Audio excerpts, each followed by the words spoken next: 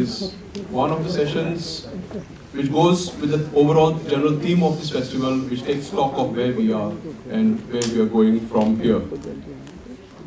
I request Dr. Rajmohan Gandhi and Sagarika Ghose to kindly take their places on the dais.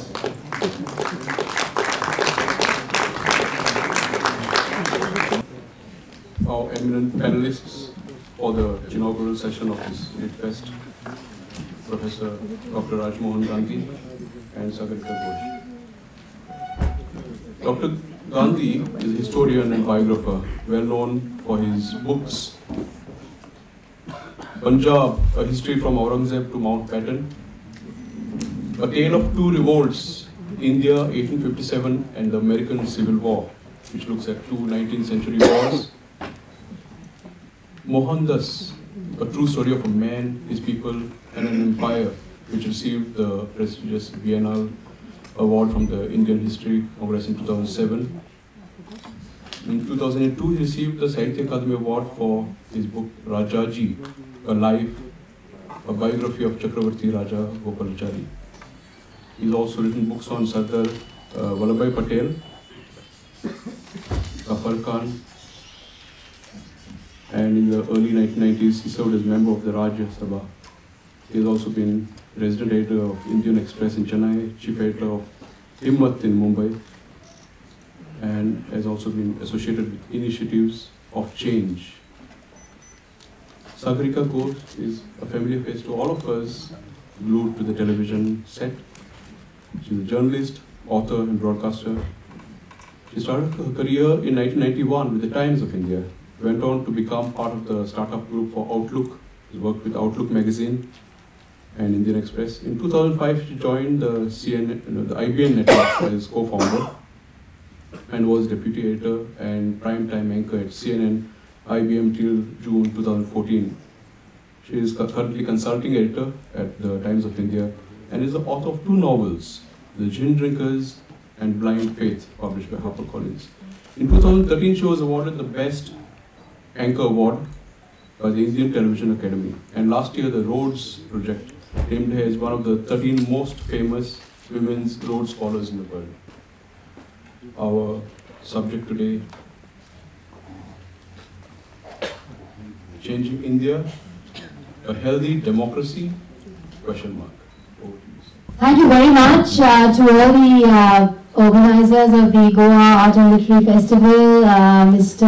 Vivek Menezes. Thank you very much for inviting me. It's always a pleasure to be here in Goa, and it's wonderful to be here at this literary festival and to hear the voices that we just heard, and to hear about all the different cultural and literary activities taking place here in Goa. It's a pleasure to be here. Thank you very much.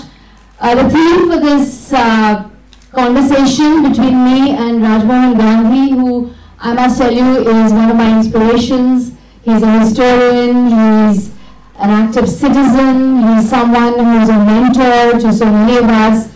And in so many periods of my life when I've been confused and not knowing which direction to go, I've always had occasion to chat with Rajmohan Ji, who's always invariably given me his unobtrusive words of advice and kindness, which have meant a lot. So he's an inspiration, and it's a pleasure to be here with him, and a great honor. So let's kick it off then.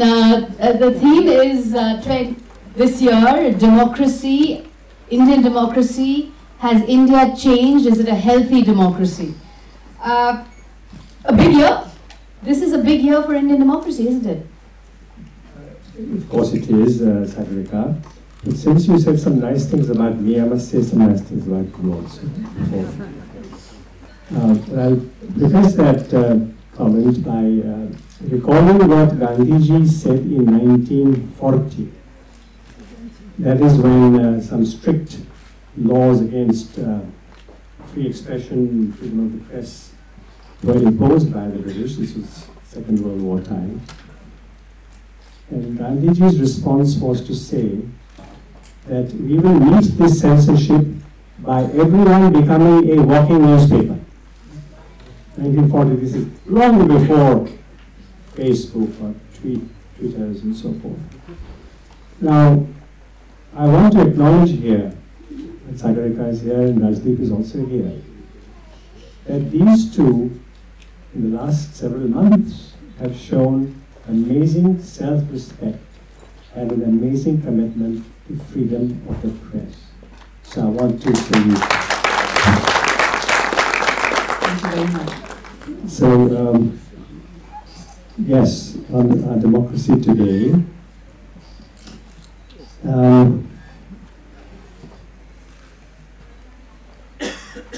democracy has so many aspects to it. Democracies have so many kinds. But let me give one, you might say, almost controversial statement right away.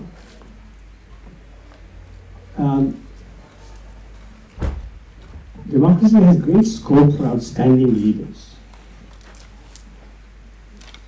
And impressive leaders, strong leaders, great leaders. Wonderful. But I think a satisfying democracy is one where we see some other people along with the big leader.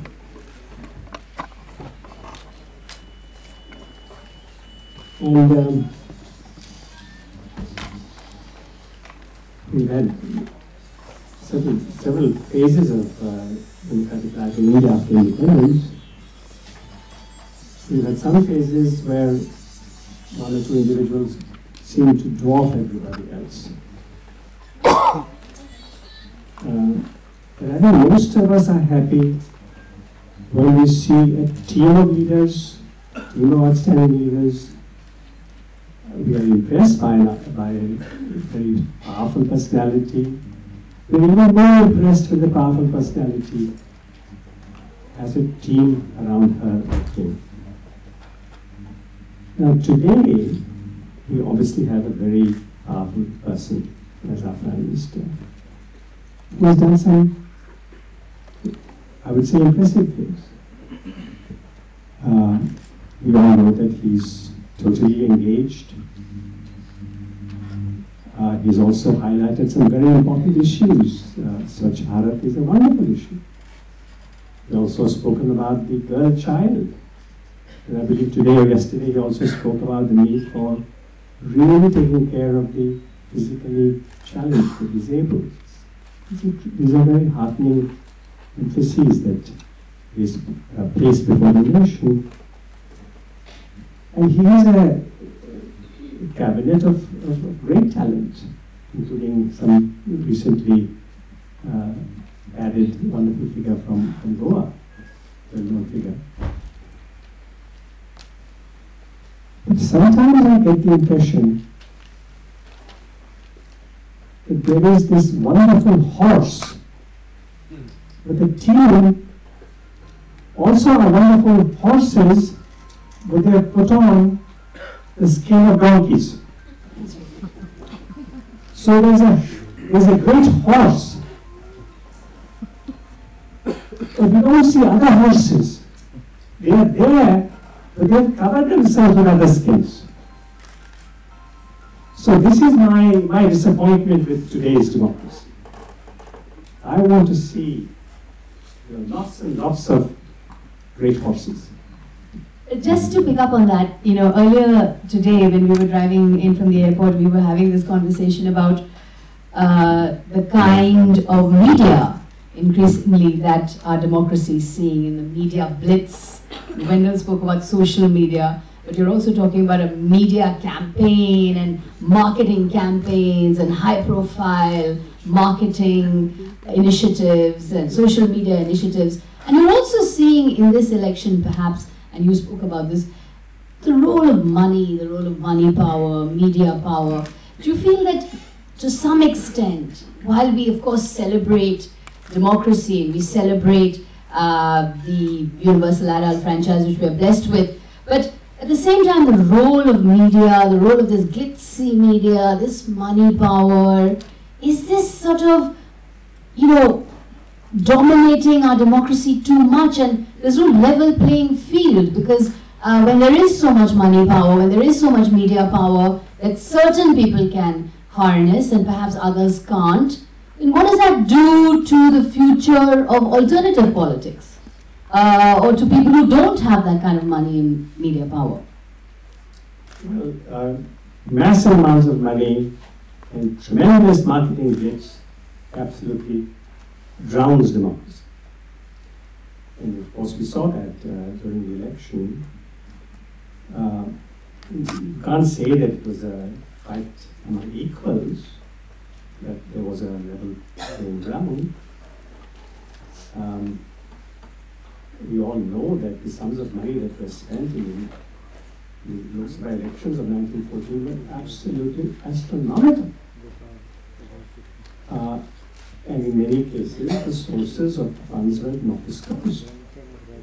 We do not know who gave these vast sums of money.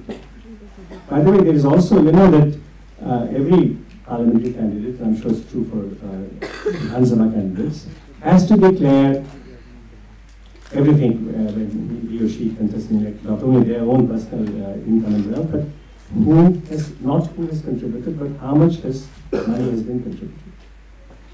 How much money has been contributed. There's a ceiling, you can't spend beyond a certain amount. But the party can spend limitless amounts. The national president of a party can spend vast amounts of money in any constituency. And what president spends, prime ministerial candidates spend, Sonia Gandhi, Rahul Gandhi spend, Congress party spend, did not have to fall within the ceiling, under the ceiling. Any amount of money could be spent. So there is a total abolition of the notion that there is a limit on spending. So what was spent in the election? Yes, every candidate, parliamentary candidate, was forced to confine his or her spending some limit. But what the party could spend, or the head of the party could come to a constituency, spend crores and crores and crores of rupees, and that did not count. So I think somebody has to take that very seriously. If you want level playing field, fair elections, then this huge flood tide of big money, well, I think it does really strike at the very root of democracy. And what would our founding fathers have made of our democracy at the moment? I know you are a biographer of Rajaji, you are a biographer of Gandhi, and I don't know how many people know here, but Rajmohan Ji is in fact the grandson of both Mahatma Gandhi and C. Rajagopalachari on his father's side and mother's side. So you can't get a more distinguished lineage. You know, you've written a biography of Gandhi, you've written of Rajaji, you've written one of, as well as of Khan Abdul Ghaffar Khan and of Sardar Patel. So you've actually written of the four great founding fathers of Indian democracy. What would they have made of the kind of democracy that we have at the moment? And of course, they were all four very different people. But if there was one thing that perhaps united them, would they be all disappointed and disillusioned, perhaps, at what exists today? Oh, I think they would be, in part, they would celebrate many things. I think they would welcome the fact that such a large percentage of the people vote, that so many people come out, and so that there are some wonderful features also of our democracy. And it is we can be proud as Indians that we have stayed democratic in certain important ways ever since 47, which is not true of many countries in the world. And I think they would also be glad that millions of people, all these four, including Gandhiji, would be very glad that millions of people have left the clutches of poverty and have entered something different, which also is something we can welcome and celebrate. But the power of money, the fact that you can market yourself to success, and that you don't even have to know who has given vast sums of money. I think they would feel that there's something very seriously wrong about it. But just to come back to, again, something we were discussing on our drive today, you know, we were talking about Gandhiji's communication abilities and how he also was a great communicator. He used symbols to communicate with people. He used the Dandi March, or he used civil disobedience, or he used the spinning of khadi. These were all perhaps in many ways symbols to communicate with the poorest of the poor. So you could say that even he was a great communicator. After all, communication is important. He was a tremendous communicator, but he didn't market himself. There was a difference between the message and the messenger. He was a fantastic messenger, but he was a messenger for the idea of freedom. He was a messenger for the idea of empowerment of the individual, that the weak should be placed first. Of course, the British had to go, that there should be some kind of equality in India. So the message was what the messenger was talking about. But where the message and the messenger are the same, and the product to be marketed and the person who markets it, the marketing is the same, that's a very, very different situation altogether. So Gandhi did not spend his wonderful communication skills to market himself. He was marketing non-violence. He was marketing putting the weak person first. He was marketing an equal society. He was marketing the independence of India. He was marketing the notion that we must fight the salt tax. So it was the salt tax that he was marketing in, not that see how Gandhi is marching to the sea. That wasn't the object of his communication skills. So in that sense, is it that our democracy has failed to change the social system? You know, because if there's one thing that perhaps Ambedkar spoke about, he said, you know, political democracy is meaningless without social democracy. And at the end of the day, politics is about transforming society.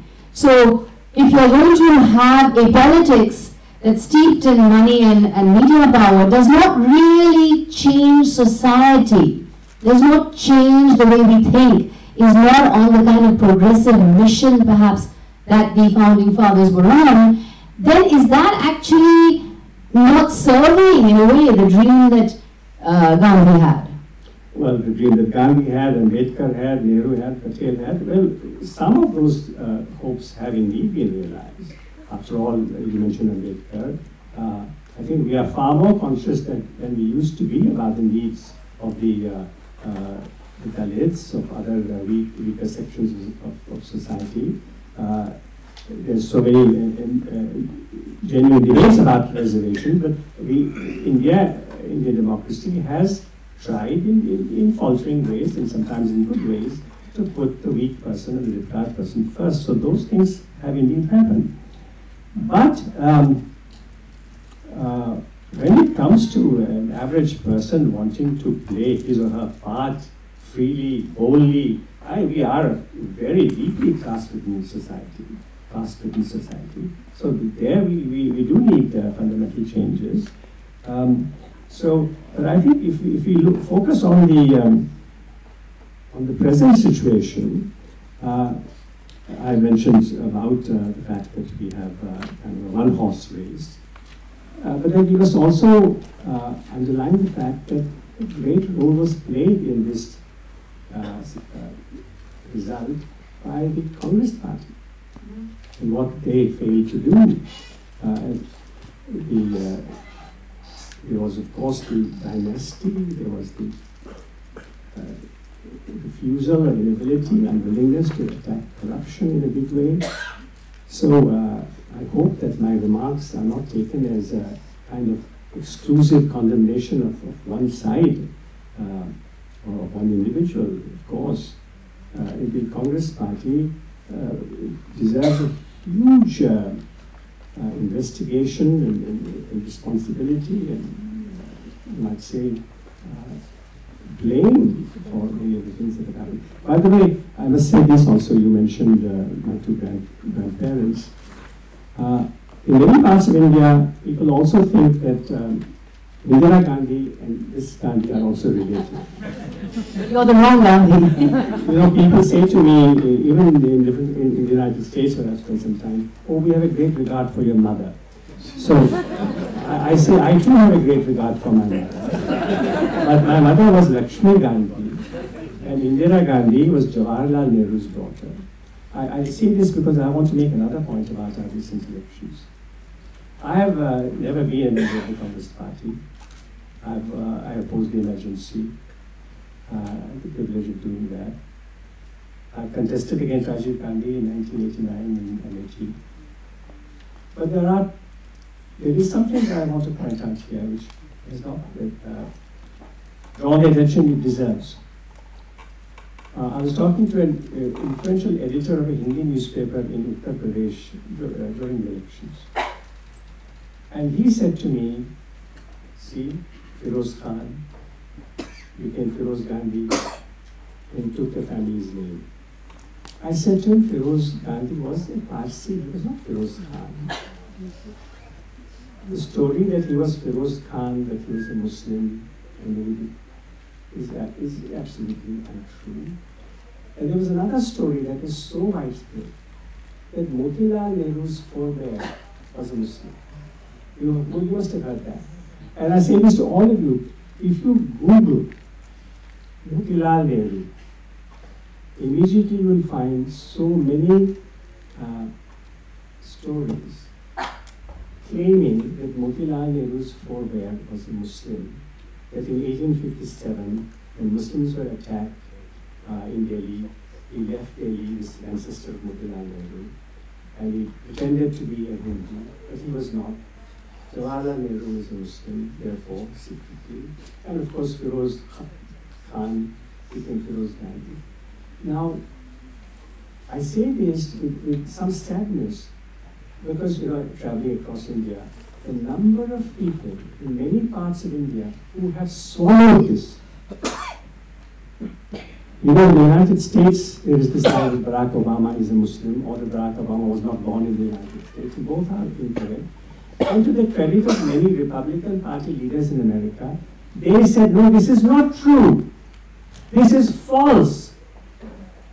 But here in this country, and I speak as somebody who is a strong critic of the Congress Party, and of Indira Gandhi, and of Sonia Gandhi, and of Rahul Gandhi, that these two falsehoods, which have been spread in this country, about Rahul Gandhi's father being a Muslim first, and then Motilal Nehru's sister being a Muslim. Now, it's no crime to be a Muslim. And it's a sad thing if in some parts of India, if you spread the notion that so-and-so has a Muslim ancestor, or was secretly a Muslim, that becomes a negative thing for election. That is a separate matter. It's a sad thing.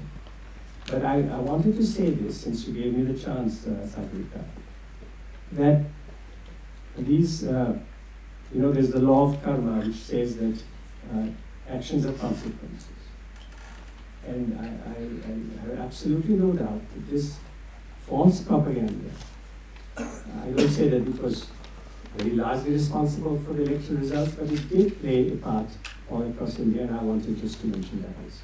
I want to pick up on that actually, because I think that's a very important point that you've raised. I think in an interview that you did once, I heard you tell the interviewer that the Gandhian movement was a movement where Gandhi encouraged his supporters to be their best selves. Be your best self, and then you can be my supporter. Yeah, be your ideal, and then you can be my disciple. In that sense, is our politics making people become their worst selves? The rise of majoritarianism in India today. You were speaking about the Muslim issue.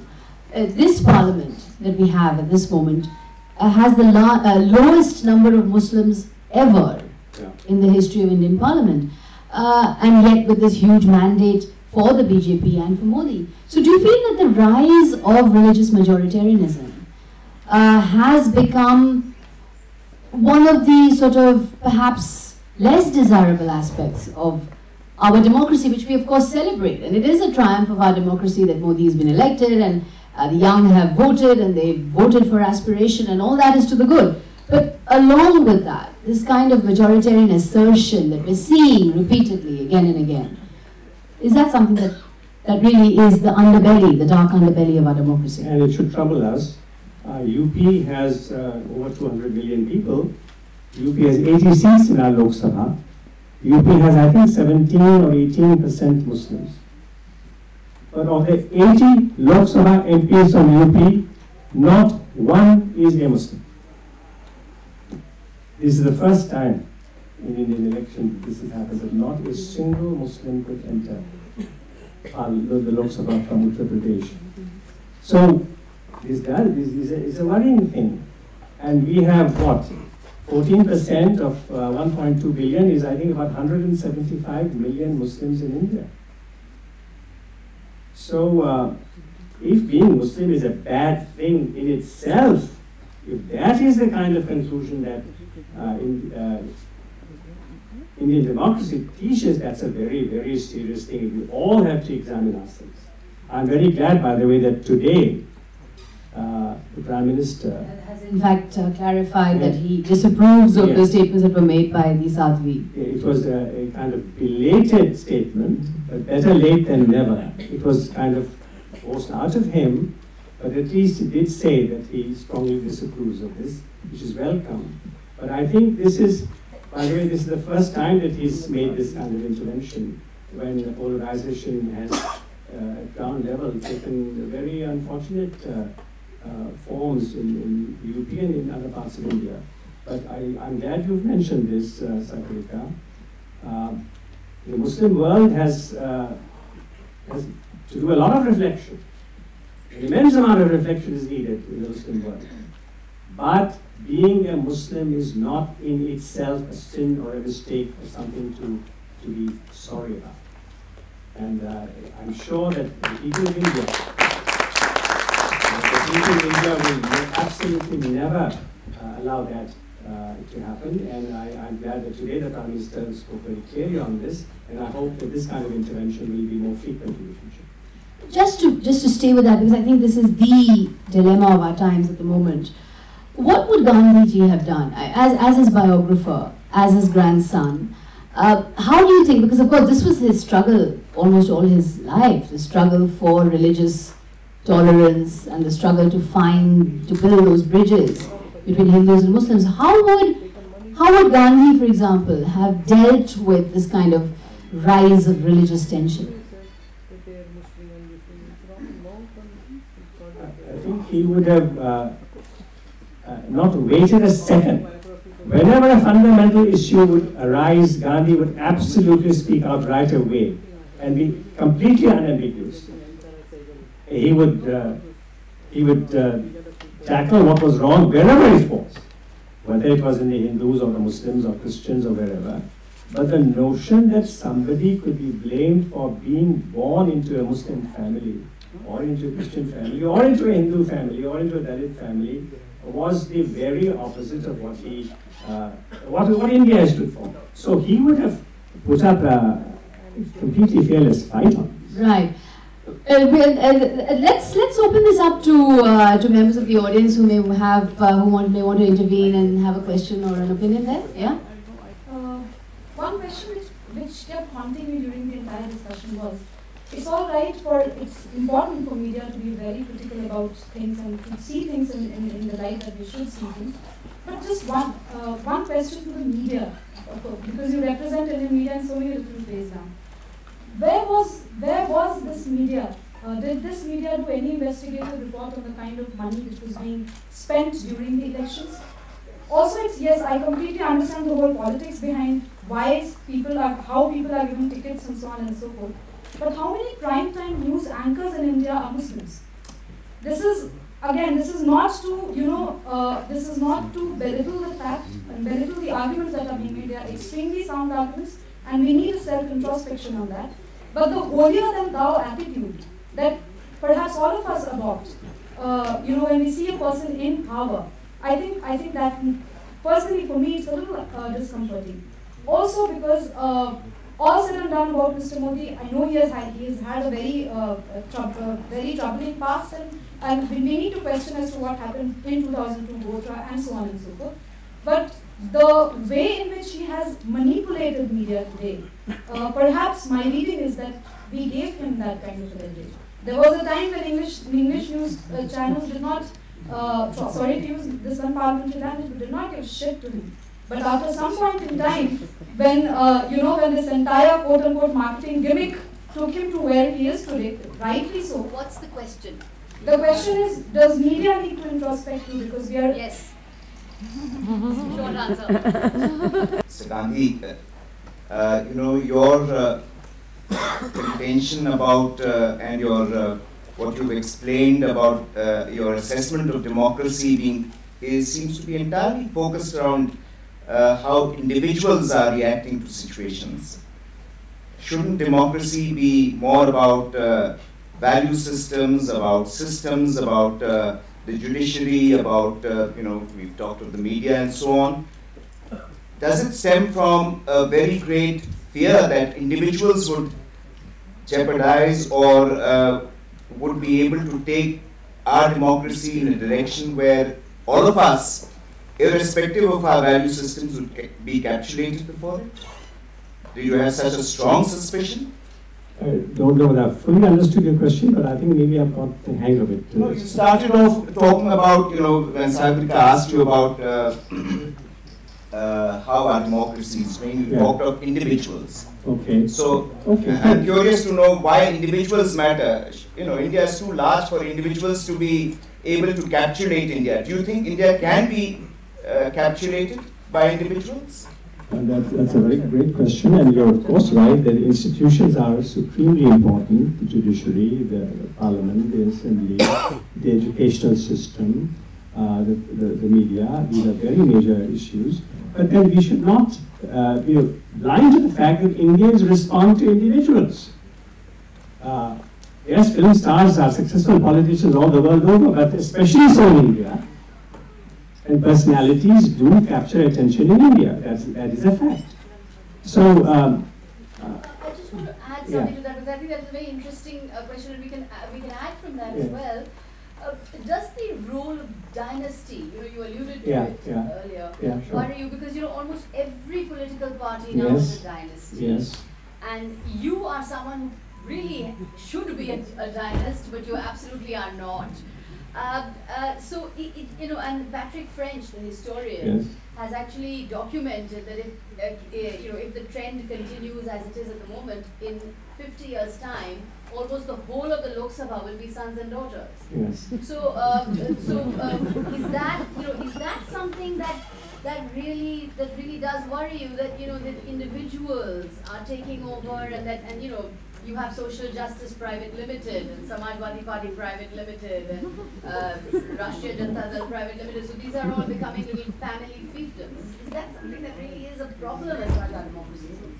Yes, I think where individuals get excessive importance, and we give individuals excessive importance, it's not that we can't just blame A, B, C, and D for imposing themselves on the country. It's all of us, we just welcome this imposition. So all of us have to do some introspection. You are absolutely right that the institutions are crucial, but the reality of Indian life is that individuals and then their children take advantage of this, and we all contribute to this. It always happens that if somebody passes away, that person's close relative is then immediately accepted as a candidate, and there's a great sympathy. There's nothing wrong in that. We do value individuals in India, but if your point is that we have underrated institutions and not protected institutions, you are absolutely right, and I'm grateful to you for underlining that point. You were talking about the state of Muslims today, and I'm glad you raised that point that we all applauded. The roots of partition, in the sense were Jinnah's fear that Muslims would not have a place in Hindu-dominated India. And he was asking, among other things, for safeguards like, I particularly want to focus on this, on reserved electorates for certain reserved electoral constituencies for Muslims as a greater safeguard. Do you think that our notion of democracy at that point should have taken into account that we could have something other than one man, one vote, and perhaps things like reserve constituencies, and that might have perhaps avoided partition, but it certainly led to a better politics today. Well, you may not be aware, but there was a separate Muslim electorate right until 1947. It was there. But after 47 is what I'm talking about. So after 47, I think it was a very good decision to end the separate electorates. And the notion that we are all Indian, we should all vote. Yes, there could be some reserved seats for those who are deprived, and that was accepted. But the ending of separate electorates was a highly desirable thing. But your question was whether if the separateness of separate electorates had been granted, partition might have been averted. Well, partition took place on the basis of separate electorates. There were other grievances. The story of why partition took place is a subject for a seminar. But the separate electorates in particular, I mean, if your broad point is that the majority community in India or the politicians representing the majority community were not sensitive enough to the Muslim question, you're absolutely right. But if you're saying that the separate electorate was a desirable arrangement, I would beg to disagree. Let me just put to you, sir, are you from Goa? No, I'm from Bombay. Right. But in that sense, those of you who are from Goa, is Goa not, I know Maria Kuto is here, and also my mother-in-law, Professor Sardesai, is also here. Is Goa not a sort of, in a way, a model of religious coexistence? You have 35% Catholics, and you have the Hindus, you have the Muslims. In some ways, Goa seems to have become a kind of almost a role model of a plural society. I mean, of course, there are problems. It's not as if it's an idyll. But isn't it true that they always say that in Goa, all the religions are mixed into what is called the Goan ethos, and there's a kind of plurality to the villages. So would you say that there is a certain religious tolerance in Goa? I want to just get in Maria on that. Oh Lord.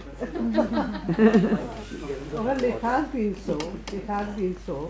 It has been pointed out and written about. It has been pointed out and written about very effectively, and Mr. Parikar, who's gone away, has actually understood it and worked to continue it. What's the secret? You have to ask him, because it takes. What is it about Goa that creates this sort of? Well, our poet Bhakpa Bolkar, whom by Mauser poets, called it Vedent Muchapon, which means a unique humanism. Now, and I think he was tracing this unique humanism to the point, to the fact that unique humanism of Goa. It's something, and I quote Bhakpa Bolkar whenever I'm in trouble. It's a brilliant thing. So Bhakti says this over and over again, and he traced it to our history. We are borders with various states. We are borders across the oceans. We've had people coming here from much before the Portuguese. So we've had many influences, many religions. We've had Buddhism, we have had Islam, we have had Christianity, apart from the seedbed of Hinduism, which is very strong. And if you read my book, Goa, A Daughter's Story, you will see how this community worships on both sides and respects religions on both sides. But like Mr. Gandhi, I would like to say that I fear for the future. I really and truly fear for the future. Right. That's yeah.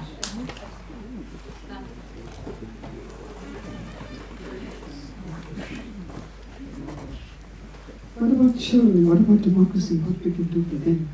I'd like Mr. Gandhi to say something about the moral rearmament movement, which I was waiting to hear whether you mentioned when the description would be moral rearmament. Well, he did mention initiatives of change, which is the new name for moral rearmament, by the way. And the moral rearmament idea is a very simple one. You point a finger at your neighbor, three more fingers point back at you. And if you want to change the country, the first place to start is with yourself.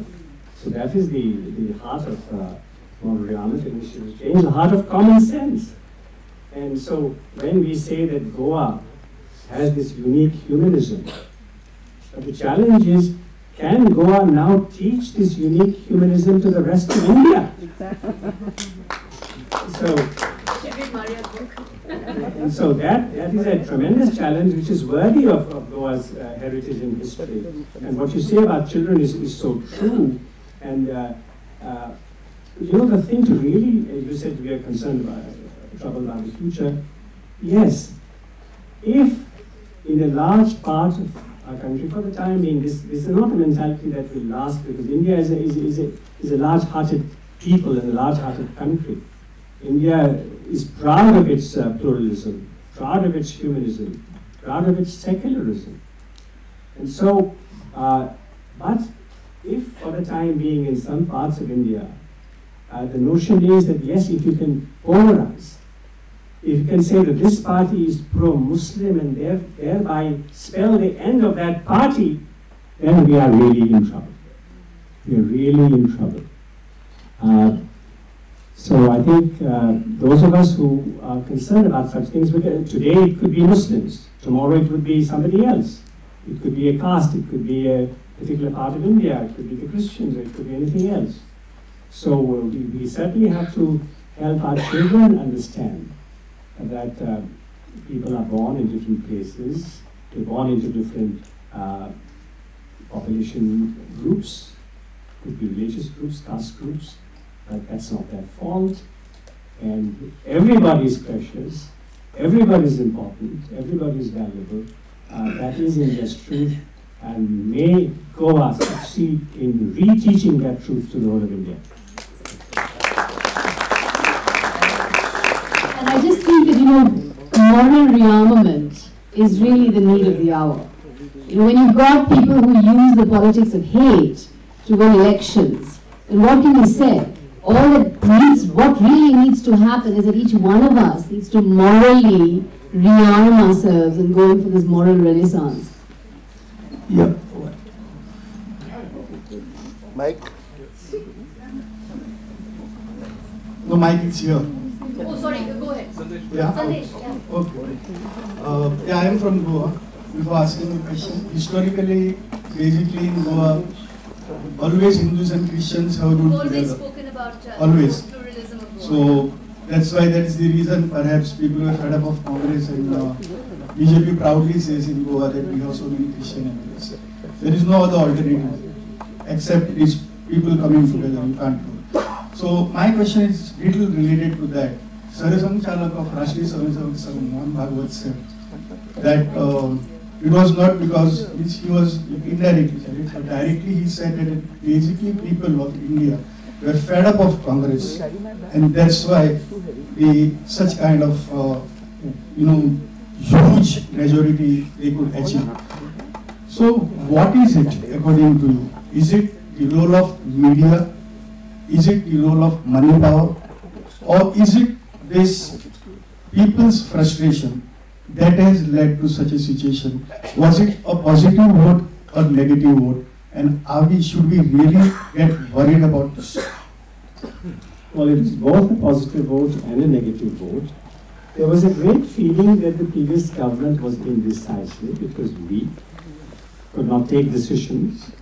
And there was a great feeling that a strong leader was needed. And there was a feeling that the Congress did not fight corruption. There was a great feeling against dynastic rule through the Congress. So those factors also played a very large part. But you know, there is something to be worried about this notion of a strong leader. Yes, you need decisive leaders. And sometimes it's good to have a leader who can be strong and even tough. But if we have a notion in India that the danda is the answer to our problems, what will happen to the disabled people about whom the Prime Minister has been speaking? If in every village, in every mohalla, if in every town, the opinion spreads that all you need is a tough person, somebody who can use the danda, then the weak will go to the wall. And this nation has so many weak people. And we cannot allow this idea that what this nation above all needs is the stick. Firmness comes in so many different ways. And yes, Gandhiji often carried a stick, but his firmness was an inner firmness. An inner firmness. And that inner firmness, that inner toughness is what we must cultivate.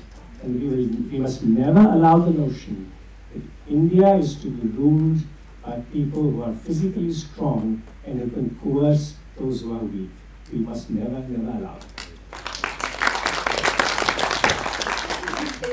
Thank you. This question is for both of you, Mr. Gandhi and Sagarika. Now, talking about social media, I wanted your comment on the role of social media that is being played in India now that we are witnessing.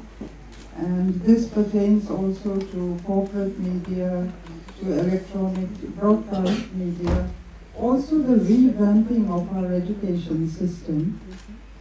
And this is all done through, this very fast, very nebulous information technology vis-a-vis social media, let us say, that is reaching, where people can make their own choices, it's fine.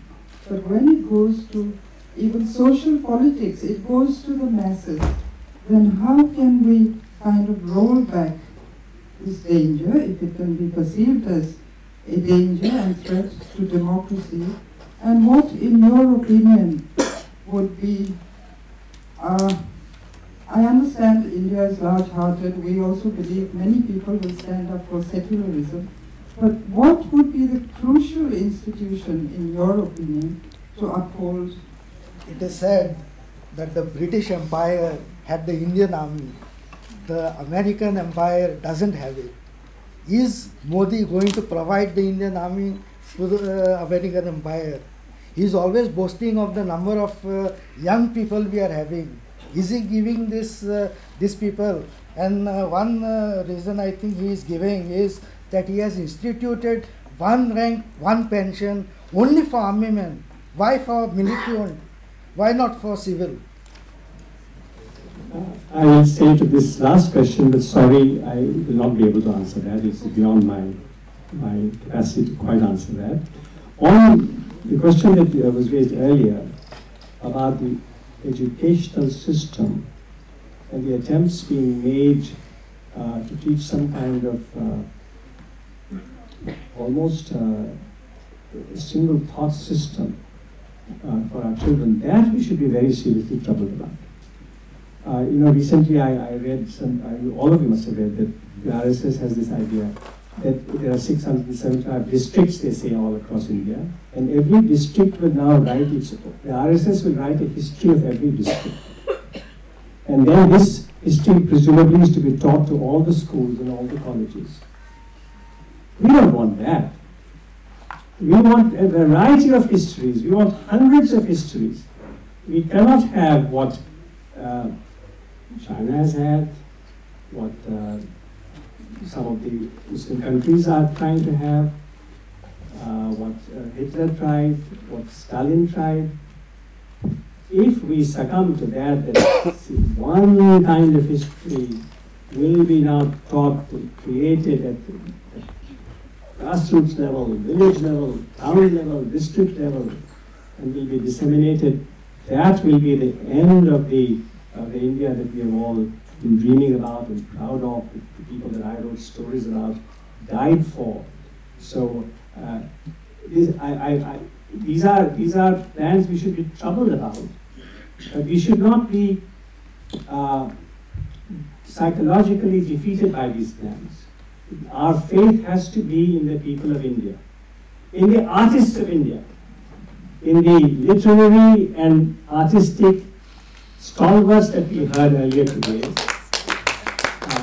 And the writers of India, the poets of India, the fiction writers of India, the artists of India, filmmakers of India, they will overcome and defeat all these designs. So I want to end on that note of hope.